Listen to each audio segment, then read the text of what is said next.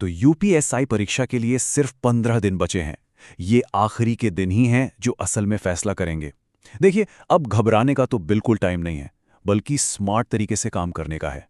चलिए एक ऐसी सॉलिड स्ट्रैटेजी पर बात करते हैं जो सीधा मंजिल तक लेकर जाएगी। तो सबसे बड़ा सवाल यही है ना, कि इन आखिरी 15 दिनों का सबसे बेस्ट इस्तेमाल कैसे करें। महीनों की जो मेहनत की है उसे आखिरकार सफलता में कैसे बदला जाए। चलिए मिलकर एक ऐसा जबरदस्त प्लान बनाते हैं जो पक्का जीत दिलाएगा। अच्छा, प्लान से भी पहले बात करते हैं कुछ गोल्डन रूल्स की। इनको हम सफलता के सुनहरे नियम कह सकते हैं। ये वो नींव है जिन्हें हिलाया नहीं जा सकता। तो ये 4 नियम हैं और ये बहुत ज़रूरी हैं। पहला और सबसे बड़ा नियम, अब कुछ भी नया नहीं पढ़ना है। दूसरा, पूरा का पूरा ध्यान सिर्फ रिवीजन और प्रैक्टिस पर रखना है। तीसरा, अंदाज़ा लगाने से कहीं बेहतर है कि सटीकता पर काम किया जाए। एक्यूरेसी सबसे ज़रूरी है। और चौथा, हर दिन, जी हाँ, हर दिन अपनी तैयारी का एनालिसिस करना कि कहाँ सुधार की गुंजाइश है। तो चलिए अब आते हैं सीधे अपने 15 दिवसीय एक्शन प्लान पर। इसे अगले 15 दिनों का मिशन समझकर चलना है। तो पहले 5 दिन ये हमारी नींव को फौलादी बनाने के लिए हैं। इस टाइम में संविधान, यूपी स्पेशल जीके और स्टैटिक जीके, मतलब वो वाला जीके जो बदलता नहीं है, इन जैसे ज़रूरी टॉपिक्स को बहुत अच्छे से दोहराना है।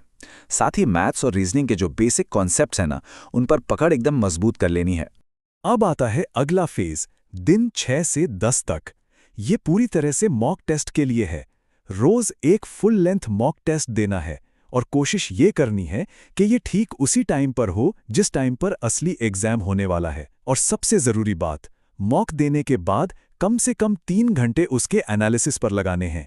जो भी गलती हो उसे एक मिस्टेक नोटबुक में नोट कर लें ताकि वो गलती एग्जाम में दोबारा ना हो। ठीक है, अब बारी है स्पीड और एक्यूरेसी बढ़ाने की। दिन 11 से 13 तक जीके के वन लाइनर्स और मैथ्स के फॉर्मूले तेजी से, मतलब एकदम रफ्तार से रिवाइज करने हैं। अब फुल मॉक की जगह सेक्शनल मॉक पर ज्यादा फोकस करना है ताकि जो भी कमजोर एरिया हैं उन पर काम हो सके।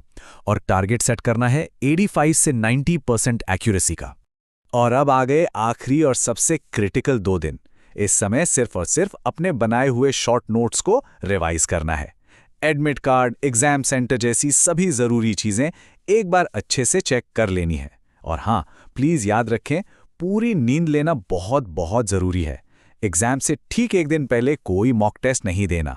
दिमाग जितना शांत रहेगा, सफलता उतनी ही नज़दीक होगी। चलिए अब बात करते हैं कुछ स्पेशल एग्जाम टेक्निक्स की। ये वो स्मार्ट तरीके हैं जो बाकियों से एक कदम आगे रखने में बहुत मदद करेंगे। देखिए, पेपर को सॉल्व करने का सही क्रम बहुत ज़्यादा मैटर करता है। सबसे पहले जीके और करंट अफेयर्स को निपटाना है, क्योंकि ये सबसे कम टाइम लेते हैं। इसके बाद रीजनिंग, फिर मैथ्स और सबसे आखिर में हिंदी। ये जो सीक्वेंस है ना, ये टाइम बचाने और स्कोर को मैक्सिमाइज करने में गेम चेंजर साबित हो सकता है। एग्जाम हॉल में पेपर शुरू करने से पहले ही मन में एक सेफ स्कोर का टारगेट सेट होना चाहिए।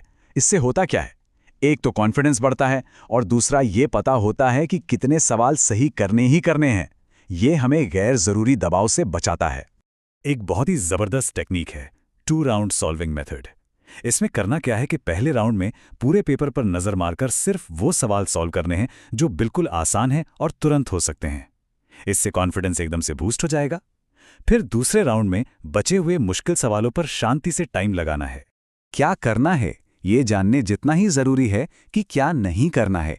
तो सुनिए, कोई भी नया टॉपिक अब नहीं छूना, देर रात तक जागकर नहीं पढ़ना, पैनिक तो बिल्कुल नहीं करना, और सबसे जरूरी, हर किसी की बताई हुई रैंडम स्ट्रैटेजी को फॉलो करना बंद कर देना है। बस अपने बनाए प्लान पर टिके रहना है। और अब आखिरी और सबसे अहम बात, जीत की मानसिकता। ये हमारा सबसे शक्तिशाली हथियार है। तो इन अंतिम दिनों में 3 बातें गांठ बांध लेनी हैं। 1, शांत दिमाग, खुद पर अटूट विश्वास और ये समझना कि अब स्मार्ट वर्क हार्ड वर्क से ज्यादा जरूरी है। मेहनत जितनी करनी थी हो चुकी है, अब बस उसे सही तरीके से पेश करने का टाइम है। तो जाने से पहले खुद से बस एक सवाल पूछना है, जो रणनीति बनाई गई है वो सिर्फ मेहनत पे टिकी है या उसमें स्मार्ट वर्क भी शामिल है? क्योंकि यकीन मानिए, यही एक सवाल है जो सफलता की दिशा तय करेगा। All the best.